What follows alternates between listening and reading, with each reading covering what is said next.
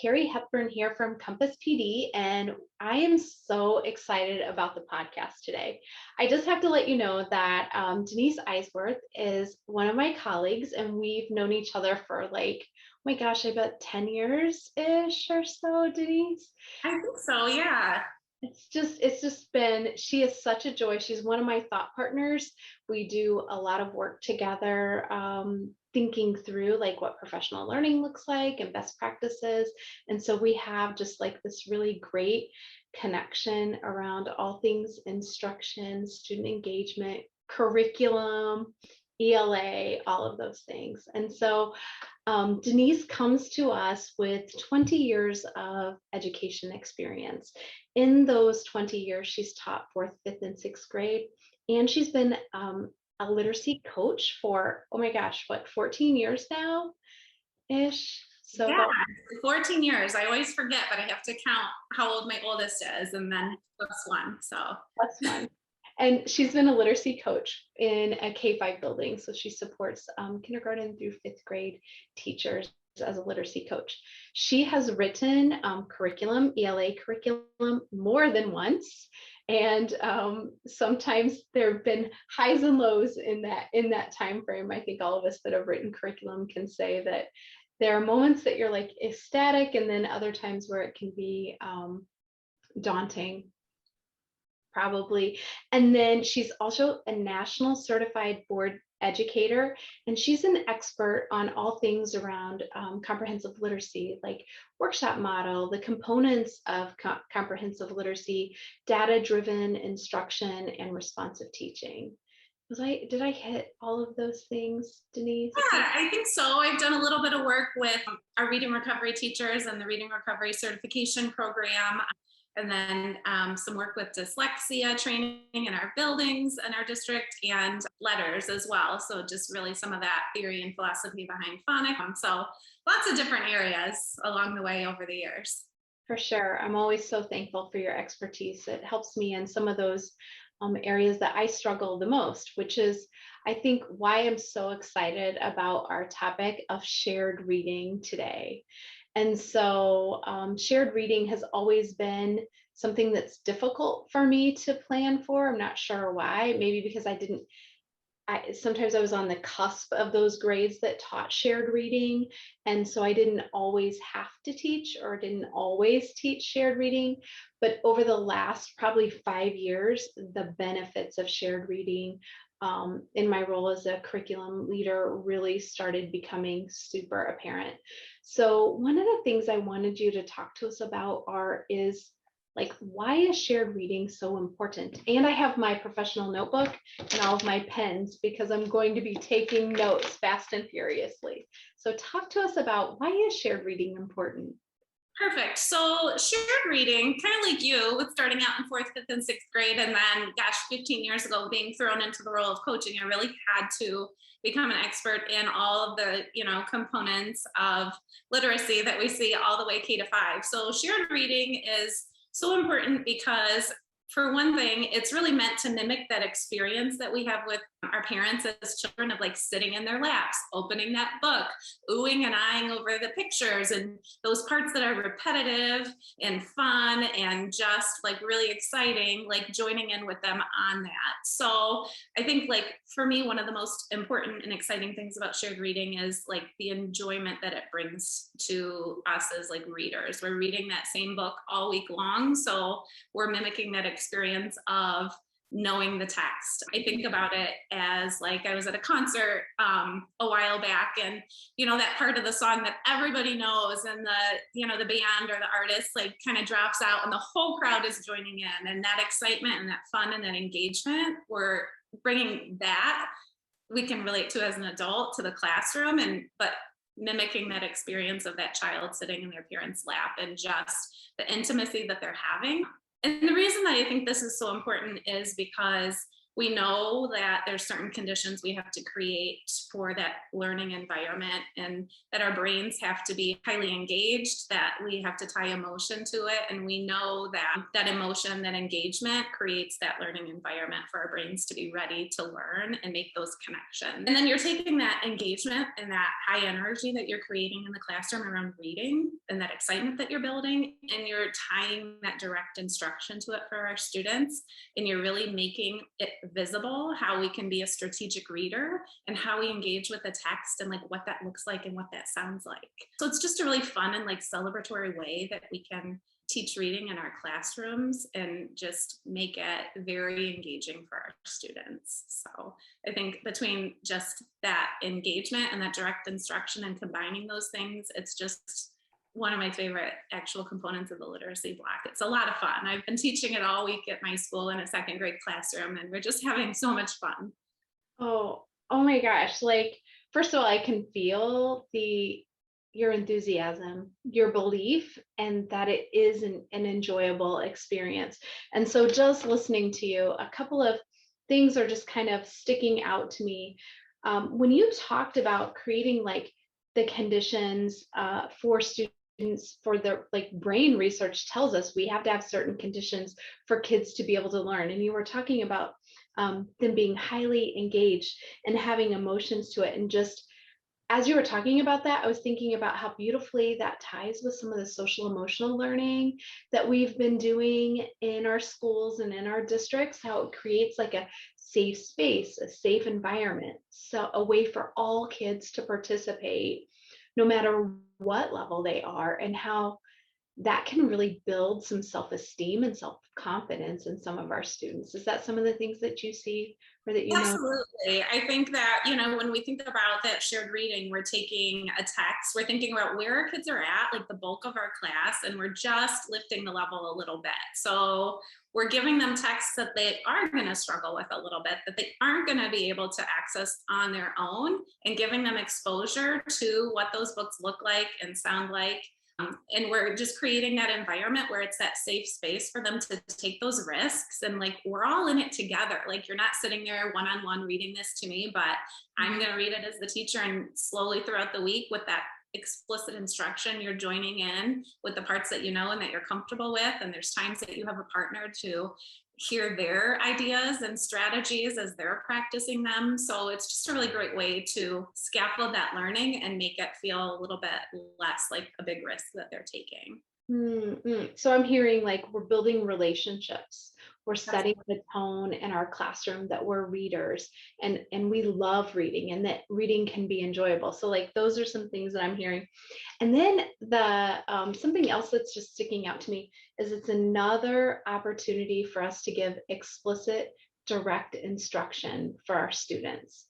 And so when I think about comprehensive literacy and how many opportunities, if we're truly following the model we have to instruct our students as readers and writers, this is really another beautiful way and a very safe and high scaffolded way to support them in this work. And so like, that's really beautiful to think about. That's really exciting.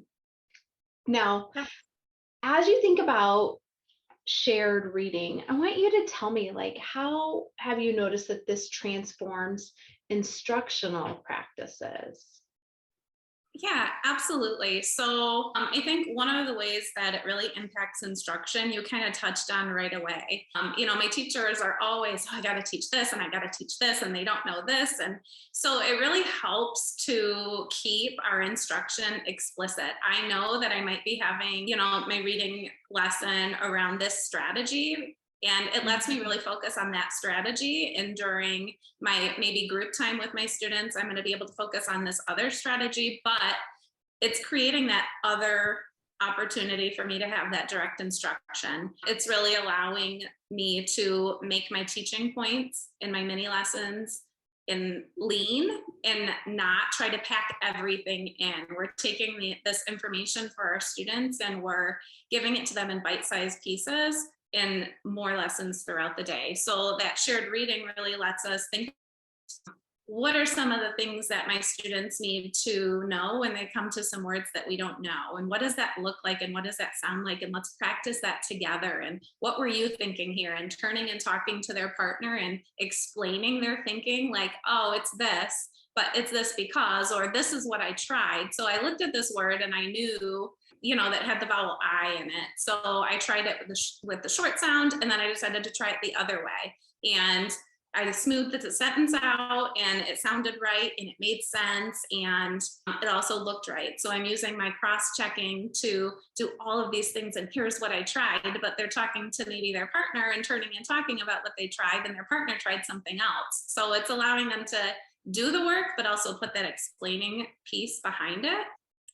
And then it's also just like making my teaching like very visible. So what does it look like? And I'm modeling that as the teacher and I'm bringing the students into it. What does it look like when I'm reading a text and I'm getting into trouble? What does it look like to actively engage and try those strategies? And I'm giving the students that repeated practice over again and over again to try those things. And we're doing that work around many different things. It might be building in phonological awareness skills for our youngest readers, and how do I look at that first sound? How do I, stretch those sounds out across the words? I might be talking about the vocabulary piece of it, and I need to stop and think about what that means and talk that through with the partner. I might be focusing on some of that comprehension or adding in some of that fluency work, but I'm taking all this information that I know about my students as readers and writers, and I'm taking the things that I'm knowing that we need to work on, and I'm just explicitly teaching that across the week in this same text. So it's allowing me to just use this one story in this safe space and get a lot of bang for my buck. So something that I really appreciated you saying was talking about, I think we do try to teach all the things in the mini lesson. And so that makes it go on and on, where we're trying to get kids to master, or, oh, I can throw this in, or I'm going to throw this in. Just like, what's one more thing I can try to get in their like little brains? And just thinking about how it's okay. We don't have to do all of it in this one time, because we're going to have lots of other opportunities for explicit teaching. And so I'm thinking that takes some intentionality when it comes to actually determining what is happening in your shared reading lesson. Like, those are things that you support teachers when you work with your teachers, or teachers that you work with through Compass PD.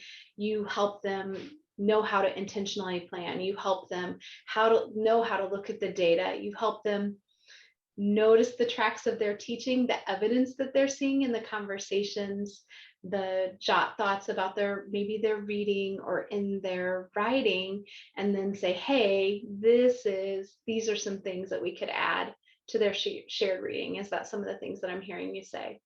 Yes, absolutely. When I'm looking at, maybe my running records throughout the week, and I'm noticing a lot of trends with, students who are having visual errors, or students who aren't self-correcting, or phonics patterns that they're not decoding with success, or we're getting into that comprehension piece and talking about our books, and we need to practice some strategies that when we're done reading, these are ways that we can retell, or these are different story elements that we can talk about where we're talking about problem and solution. So just taking all of the things I'm noticing throughout the course of my day, phonics, when I'm looking at their writing samples and I'm just noticing there's some big gaps there with long vowels or blends or adding endings to words.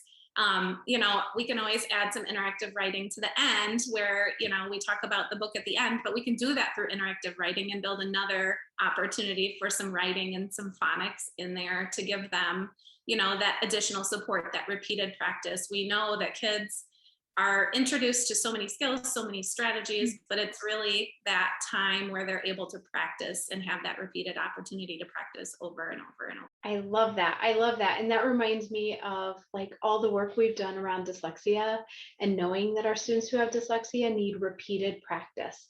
They need time to practice and try things out. And regular instruction, sometimes on the same skills, or the same strategies that they can employ. I also think about Kate and Maggie Roberts' DIY literacy, and how they talk about transference, and they'll talk about Brian Camborne's research on transference, and then you can look at McTighe and Wiggins, and they talk about the importance of repeated practice. So as you were talking, I wrote down like repeated practice with an exclamation point. So I would think shared reading is one of those things that we definitely don't want to skip in really pre-K two. And it's especially supportive for our students with dyslexia. So we've seen some people use shared reading as a component in their comprehensive literacy. And then and I know you have too, seen some people try it out in small groups for some students. Absolutely. Yeah, we've done a lot of work on in the teachers that I've worked with, just getting comfortable in shared reading. What is it? What are those structures? And as they start seeing what a benefit it is to their students, taking on that next layer of what are some ways that we can use this structure outside of a whole group lesson. And we've had, just a lot of success with, our early readers, our A's and our B readers who aren't, for whatever reason, ready to move on to those next levels, and using shared reading in a small group structure too, to give them that exposure to that new level of text, and with that same purpose of, building that confidence. This is what this harder text tends to look like and tends to sound like, and this is kind of the work that I'm going to have to do.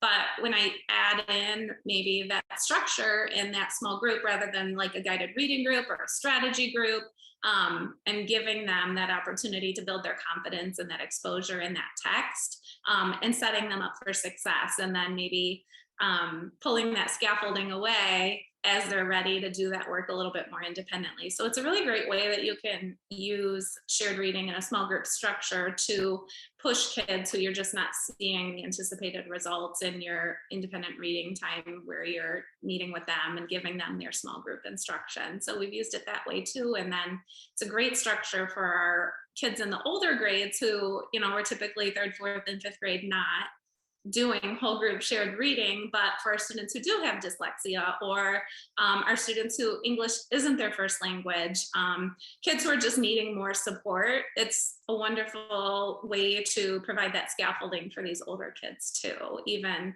though they're not maybe at that emergent level yet still, but they're needing that scaffolding, that support, that really explicit visual of, when I get into trouble, this is what it looks like, and I have this safe space to try that work. So I love that. Multiple entry points. There's lots of different ways we can go about using this, and it gives kids lots of different entry points into learning how to access text. And so that's like sticking out to me the more we talk about even just comprehensive literacy and really responsive teaching. So how does shared reading impact students? Like, what are some impacts that you've seen from using shared reading in the classroom? Yeah, definitely. So it's really interesting that, you asked that, because we were kind of looking at some data last year with our students, and district-wide, the district that I work in, one of the questions was asked, like, I'm looking at your kindergartners, and the amount of growth that we're seeing is a little bit higher than some of the other buildings. And we know, that it's not the typical data that we've usually seen. So I thought that was really interesting, because one of the things that we had done differently for the first time ever was implementing shared reading on a daily basis. It wasn't a structure that in previous years those kindergarten teachers had used. So we really saw that paying off in some of the data that we had collected on concepts of print, on sight words, on letter recognition, on letter sounds. That in combination with interactive writing were really game changers for our teachers. And those teachers, talking to them now, when we're talking about times that students can and can't be out of their classrooms if they need to leave for other services, like, they will tell you over and over again that they can't be pulled out of shared reading. Like, it's the most important part of their day, where their students are really getting that active engagement, that explicit instruction, and they need to be present for that. So with the results that we've seen with these kindergarten teachers that I've been working with, it's just really helped transform their teaching. They are able to, when they're pulling their kids up to the table, they feel like their guided reading lessons or strategy groups have just become so much more explicit. They're not spending all of the time working on some of the basic skills that they were before with the one-to-one correspondence, or let's practice looking at the first letter. Let's cross-check that. Does that make sense? Does that sound right? Does that look right? Is that how we would say that? What strategy did you use? So they've taken a lot of that off of their plate and really freed up their time with their students during conferring, during small group time, to really like choose what is the one thing that this student needs and truly teach that and teach that well. So it's been very productive for our kindergarten teachers, and we're really getting excited to take some of our first grade and our second grade teachers who are ready to start doing that work in to see what this looks like, how exciting it is, and do some work in those kindergarten classrooms where the students are used to these structures and practice that. So seeing that growth has really shown the other teachers in this building that it's worth the efforts, and they're really excited about diving into that work this year. Wow. That's very exciting. I mean, I'm just sitting here thinking about the impact a lot of times if for teachers to say this time is untouchable, like do not pull my students here. And I know that our elementary teachers have so many lessons that they're planning for and thinking about on a daily basis. And so that I understand how some of that component work ended up getting skipped for so long because there's so much pressure. Do what? There's just so much to fit in all day long, and everything feels so important. So I feel like just hearing that from them really speaks volumes about the amount of teaching they're able to do during this time, and how much their students are picking up from these experiences. Yeah, for sure. That's just such a great story. I wrote that down so I don't forget, because I won't forget, but I wrote that down because I think that says a lot when teachers are like, don't pull my kids during this time. And those are more things they're planning for, and they're gladly taking the time to plan for that because they see the impact on that. So thank you for sharing that. Now, if somebody's new to this work, if shared reading's brand new to them, what are like a couple of tips that you have for them starting out, or how do you recommend that they begin? Yeah, definitely. So I think like starting this work, like the first thing we started talking about was like the enjoyment piece of it. So I think just starting out with book selection, like I love to dig through books. So to me, that's the most fun part anyway, is like digging through the books. But as I'm reading, like thinking and starting at a place where, okay, like the bulk of my class is like right here, and I want to maybe up the ante just a little bit. I don't want to make it inaccessible. I don't want it to be too easy that they're not having to do enough work. So I've been thinking about where my class is and just looking for some books that are going to give them just a little bit of a challenge. And then just starting to read through some of those books. And I feel like I always tend to pick the ones where I'm not expecting what's going to happen, and I'm like laughing or I'm giggling. Like I'm looking for that reaction, because I know if I'm having that reaction, the kids are going to really like the book too. So just that book selection, I think, is that first place that I kind of like to start, because we want to choose books that kids are going to enjoy. We want this experience to be enjoyable. And then as I have some really good text selections, I'm going to just kind of think about like across my week, like what are those big things I want to focus on? And, if I'm able to fit in 5 days a week of shared reading, like what does my day 1 look like? What does my day 2 look like? What does my day 3 look like? And so coming up with that predictable structure for the kids there, I know maybe every Tuesday we're going to practice cross-checking, and Wednesdays are going to be my word work day. And just thinking about that predictable structure. And then I found that knowing that predictable structure helps me just kind of bring that focus in next. So I know that I'm going to start paying attention throughout the week and that data that I'm looking at. So, as I've been teaching my groups and reading with readers and listening to them where they struggle and what kinds of errors are they making, what strategies are they trying, what strategies are they not trying, thinking about like, I know so much about my students as readers and writers. Now let me build that into my lessons. So finding those books, thinking about what my maybe daily focuses are going to be, and then really sitting down and plugging in the things that I've already picked up on that are deficits for my students, and finding ways to plug those skills in throughout the week. And then I think, like, most of all, like, get your team on board. Don't do this work alone, because I think there's a lot of benefits in talking to your colleagues about what they're noticing and how this might sound and how this might look. So finding some people to go on this journey with you, I think is a good tip also.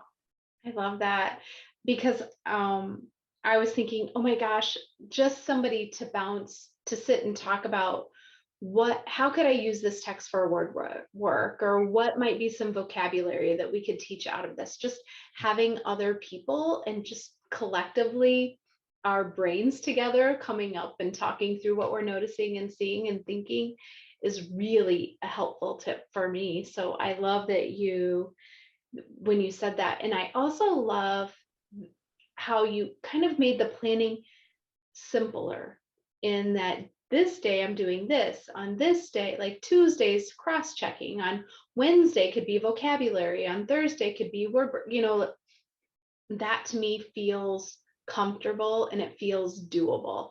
Not like I have to know all of the things right now. We can just focus on just this one little thing today and this one thing today.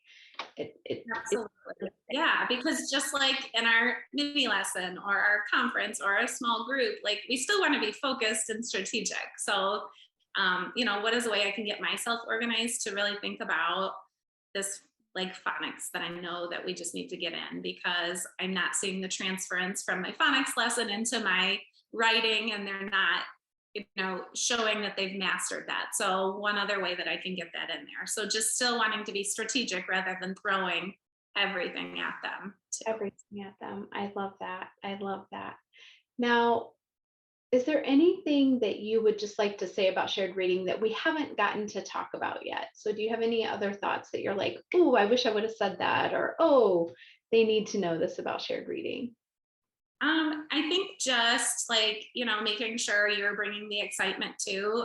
Like you said before, you can tell, like, it's one of my favorite parts of the day. So just be ready to be, like, cheesy and amp it up and, bring that joy to the kids. And then don't let yourself get overwhelmed. I think remembering too, like, you can start small. You can go, what's reasonable to fit into your schedule? What commitments can you make? What would, 2 days a week of shared reading look like, or 3 days a week, or, so don't let the idea of I have to teach shared reading 5 days a week keep you from starting it, because the kids will pick it up and it'll get faster. Your routines will get faster. They'll get through the books faster. So I think that you can tackle fitting it in every day later, but just get started. I love that. I love that. Just get started. Just give it a shot. So for those of you that are listening to Denise today, first of all, Denise, I want to say thank you for all that you do and for your knowledge and your enthusiasm around this topic, because I'm really excited and want to try digging in again into planning some shared reading lessons, because it's been a while since I've tried that. And so I would love to have you helping lead me through this work. And I just want to let everyone know, if you're interested in learning more about shared reading, Denise is going to be doing some upcoming workshops or boot camps, and she goes to districts and does this kind of work all the time with teachers. So feel free to reach out to us. Make sure that you're watching social media, keeping an eye on our email. If you're not on our email distribution list, make sure that you get on that, because we're going to have some really great topics coming up, and shared reading with Denise is going to be one you won't want to miss. So to everyone that's watching or listening, have a great day.